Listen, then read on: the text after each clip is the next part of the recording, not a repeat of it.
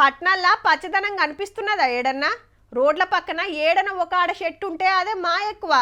రోడ్లు పెద్దగా చేయాలని కరెంటు స్తంభాలకు అడ్డం వస్తున్నాయని షెలుగుడు.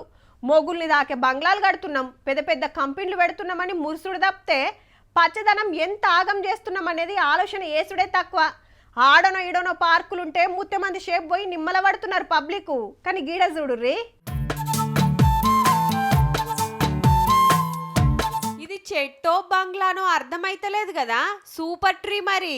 మద్రాస్లా 9 అంతరాల టవర్ కట్టి కిందికెళ్ళి మీది దాకా చుట్టూరా తొట్లల చిన్న చెట్లు పెట్టిండ్రు.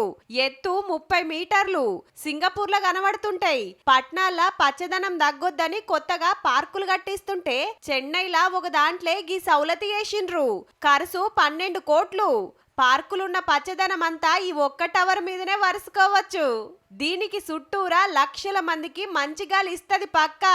పై యంత్రంలా మొత్తం గాజు గది పెట్టిండ్రు ప్రకృతి అందాలు చూస్తానికి. కిందికెళ్ళి మీది దానిక మెట్లుంటాయి. ఒక్క పారే 50 మంది ఎక్కొచ్చునట. 45 నిమిషాలు ఈ టవర్ మీద ఉండి ఏమేమి ఉన్నాయో చూడొచ్చు, సెల్ఫీలు ఫోటోలు దిగొచ్చు. రాత్రిపూట కరెంటు బుగ్గలు పెడితే గిట్ల శమక్కుమంటుంది. పార్క్ అంటే తీరు చెట్లు పెట్టుడు మామూలే, కానీ 9 అంతరాల టవరే చెట్లతోటి నింపేసిండ్రు.